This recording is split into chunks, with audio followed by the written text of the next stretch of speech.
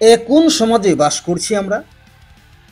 আজকের এই প্রতিবেদন শোনার পর হয়তোবা এমনটাই জাগতে পারে আপনার মনে।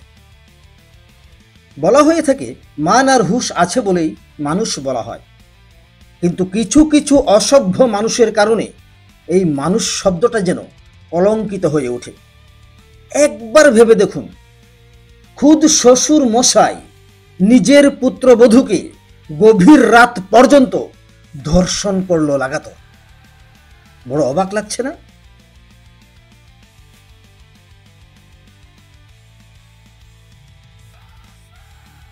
আমাদের সংবাদ প্রতিনিধি জানাচ্ছেন যে খুদ শ্বশুরের হাতে ধর্ষিতা তার ওই পুত্রবধূ। ঘটনা সোনামুড়া থানা এলাকায়।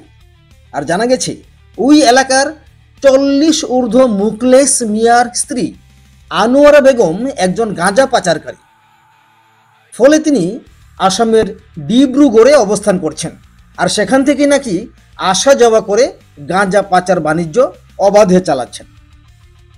এই মুকলেশ মিয়ার ওই ছেলে মফিজ মিয়া গাঁজা এবং ইয়াবা ট্যাবলেট ব্যবসার খাতিরে চেন্নাইয়ে অবস্থান করছে।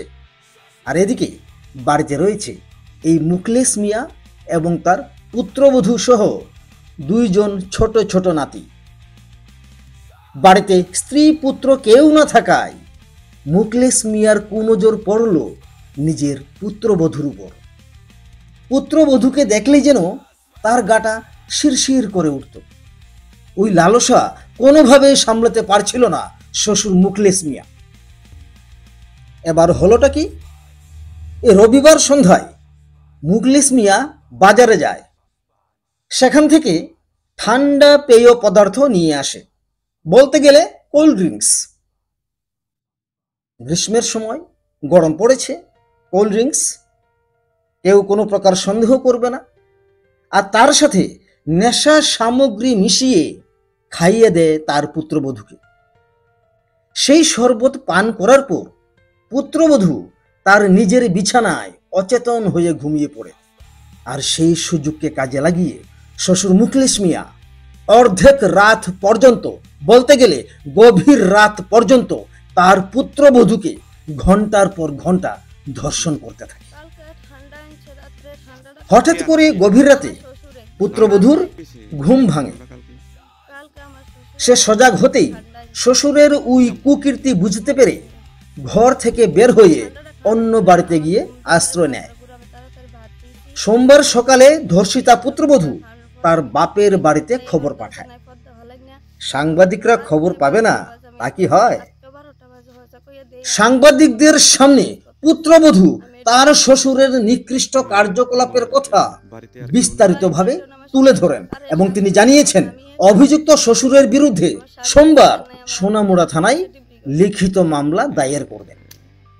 সোমবার সকালে ওই ঘটনা গোটা এলাকায় জানাজানি হতেই অভিযুক্ত শ্বশুর মুকলেশ মিয়ার কঠোর থেকে কঠোর শাস্তির দাবি জানাচ্ছে গোটা এলাকার মানুষ। ঘটনাটা কালকে আমার শ্বশুরের দুয়ান্ত নাইতে ঠান্ডা আনছে। কি নাম তোমার শ্বশুরের? মুকলেশ মিয়া। এরপর ঠান্ডাটা খাওয়ানোর পরে আমার ঘুম ধরে মাথার ঘুরে আমি তাড়াতাড়ি ভাত দিয়েছি। আমি যে বিছনা করছি, আবার খাওয়ানোর পরে আমি যে ঘরে থাই এই ঘর দরজা নাই পদ্মা হলাই না। আবার রাত্রে 12টা বাজে আমি আর কইতে পারি আজকে 12টা বাজে হয়েছে কইয়া দেই আমার শ্বশুর আমার লোক খারাপ কাজ করতে আছে। আমি এটা বিচার চাই। তো তোমার বাড়িতে আর কেউ নেই? বাড়িতে আর কেউ না, আমার শ্বশুর আরে শাশুড়ি, আমার স্বামী গাঁজা ব্যবসা করে। তার আমার স্বামী আছে চেন্নাই, আমার শাশুড়ি আছে ডিব্রুগড়। আর কি কাজে গেছে? আমার শাশুড়ি গেছে গাঁজা লইয়ে, গাঁজা ব্যবসা করে 2 নাম্বারই। আর আমার স্বামী করে বাবা আর গাঁজা। কোন জায়গায় লইছে?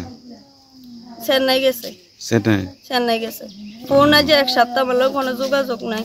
আর আমার শ্বশুর আমার লোক এতন কাছে খারাপ কাজ করছে। আমি এই যে পুত্রলে আমি সবার কাছে। পুরো বাড়ি কি তোমার খালি ছিল কালকে? হ্যাঁ খালি, আমার 2টা বাচ্চা ঘুমাই গেছে, ছোট মানুষ তো। আমি বিচার চাই। তোমার আমার কের কাছে কইলে সাপ মারলাম, আমার সকালে চাষাচাষি করতেছে, আমি আরেক তারা বাদ যাও নেই, আমার কইতেছে বাদ যা, কাম ঘর বাতরান খা সবকিছু কর, কের কাছে কবি না, সাপ মারলাম তোর জিভুত্রের মিকেল চাচ্ছি।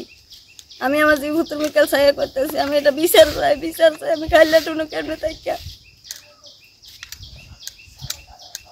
আমার স্বামী যে এক সপ্তাহ আমার লোক কোনো কথা কয় না, আমার জীবনের কোনো খোঁজ খবর নেয় না। আমার শাশুড়ি আবার উল্টা কয়, তুই তারা বাচ্চি রুল জিয়ের বাচ্চি হেন যাইয়া থাক, আমি আই। তাহলে আপনার স্বামী তো হইলো গাঁজা ব্যবসা করে? গাছা করে, বাবা করে।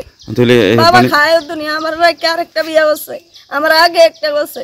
আপনার স্বামী তাহলে এই চেন্নাই গাঁজা বড়ি নিয়ে যা? হ্যাঁ, বড়ি নিয়ে গেছে, এবার যাইতে গাছ 1 কেজি নিয়ে গেছে। আর আপনার শাশুড়ি? শাশুড়িও 3 কেজি 4 কেজি গাঁজা লইয়া গেছে। আমার শাশুড়ি গেছে ডিব্রুগড়। তার মানে বাড়ি পুরো বাড়ি ফাঁকা? পুরা বাড়ি খালি, শুধু আমার শ্বশুর, আমি বাপটাই, আমার শ্বশুর আর আমি, আমার 2টা বাচ্চা আছে, আর কেউ না। একবারে ফাঁকা, খাইলে ডুন, কেউ থাকতো না, আমি দেখে থাই।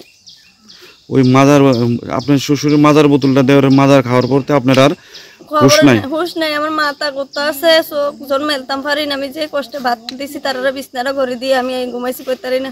আজকে হয়তো 12টা বাজে, বাবু এটি কিতা করেন, বাবু এটি কিতা করেন। আমরা আমার সারা সমস্ত শরীর কাপড় ছিল না। ওকে ওর কাছে কইস না, এরম চলে বলে। আমার আরো প্রশ্ন আছে, এরম বলে চলে। মাজা আনছে, ছোট মাজা 3টা বোতল আনছে, কইছে একটা তোর লেগে আনছি, 2টা দুজন আনছি। এবার আমরা 3 জনে খাই, আবার পান টান খাইছি, বাট্টাত খাই। আমার বউ এটা খাওয়ানোর পরে তোর মাথাটা করতে আছে। বোতলটা যখন তোমার কাছে যখন মাজাটা দিছে, তখন বোতলটা কি যে প্যাকিং করে একটা বোতল খুললে যে একটু শব্দ হয়, এটা কি খোলা ছিল আগে থেকে? না, মাজা কোনো শব্দ টব্দ আছে না, এটা আছে না ফস আছে। আর এটা বরফ ফ্রিজে রাখছে, দে বরফ হয়ে গেছে। আমি খাইতে দে মা, এটা বরফ, একবার বরফ হয়ে গেছে, চাক্কা হয়ে গেছে। আমি এটা খাইছি। এখন কি তুমি কি তোমার শ্বশুরের বিরুদ্ধে মামলা করবা? হ্যাঁ, আমি বিচার চাই। মামলা করবা থানাতে? হ্যাঁ, মামলা করে আমি বিচার চাই। আমার কইছে আরো কেউ কাছে কইলে আমার মারিলে আমি প্রশাসনের কাছে আমি বিচার চাই। ঘটনা ঘটে যায়, আইন চলে আইনের পথে, অপরাধীরা শাস্তি পায়। অপরাধ যেন কোনোভাবেই না ঘটে, প্রত্যেককেই থাকতে হবে সজাগ। নিজস্ব প্রতিনিধির রিপোর্ট, ত্রিপুরা পাইওনিয়ার।